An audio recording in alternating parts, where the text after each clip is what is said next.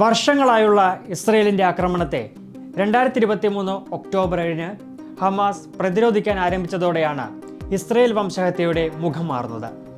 പലസ്തീനെ മുഴുവനായും തുടച്ചു നീക്കാൻ ഇസ്രയേൽ കൊടും ക്രൂരതയുടെ മുഖം മൂടി എടുത്തണിഞ്ഞതോടെ കൊല്ലപ്പെട്ടു വീണത് 30,000-ഓളം നിരപരാധികളായ ജനങ്ങളായിരുന്നു.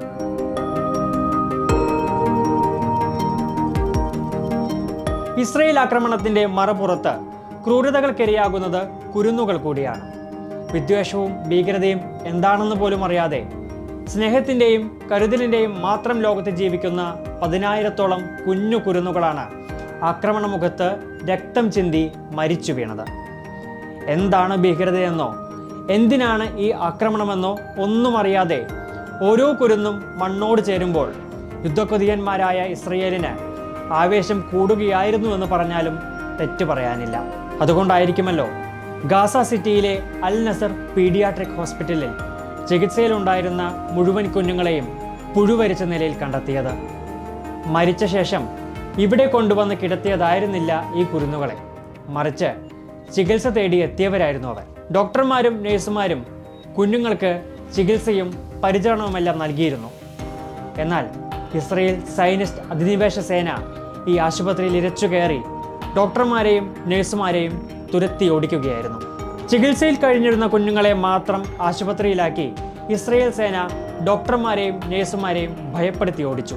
ആശുപത്രിയിലെ വാർഡുകളിലൊന്നിലെ കുഞ്ഞുങ്ങളുടെ അഴുകിയ മൃതദേഹങ്ങളുടെ ദൃശ്യങ്ങൾ ഇസ്രയേൽ ഭീകരതയുടെ നേർക്കാഴ്ചകളായിരുന്നു.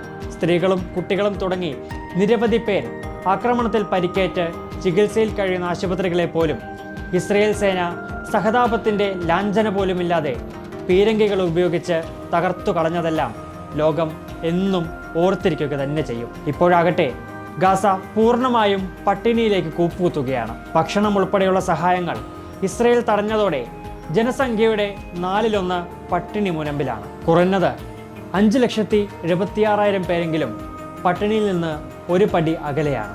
നിർജ്ജലീകരണം, പോഷകാഹാരക്കുറവ് എന്നിവ മൂലം നിരവധി കുട്ടികളാണ് ഗാസയിൽ ഇപ്പോഴും മരിച്ചു വീഴുന്നത്. കൂടുതൽ സഹായങ്ങൾ എത്തിയില്ലെങ്കിൽ ദിവസങ്ങൾക്കുള്ളിൽ പട്ടിണി മൂലം നിരവധി പേർ കൊല്ലപ്പെടുകയും ചെയ്യും.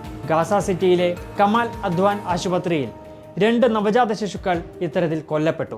2 വയസ്സിന് താഴെയുള്ള 130,000-ലധികം കുട്ടികൾക്ക് ആവശ്യമായ ഭക്ഷണമോ പോഷകാഹാരമോ മുലപ്പാലോ ലഭിക്കുന്നില്ലെന്നാണ് കണക്കുകൾ. ഇസ്രയേലിന്റെ ഈ ഭീകരത അടുത്തിടെയൊന്നും അവസാനിപ്പിക്കാൻ അവർ തയ്യാറാകില്ല. പലസ്തീനിലെ അവസാന ജീവനം തുടച്ചു നീക്കാൻ ഇസ്രയേൽ അവർക്ക് കഴിയുന്നത്രയും ക്രൂരമായി തന്നെ പെരുമാറുമെന്നതിൽ സംശയവും വേണ്ട. ഒരു രാജ്യം സഹജീവികളോട് എങ്ങനെ പെരുമാറരുത് എന്നതിൻ്റെ നേർക്കാഴ്ചയാണ് ഇസ്രയേലിന്റെ ചോരക്കൊതി നമുക്ക് കാണിച്ചു തരുന്നത്.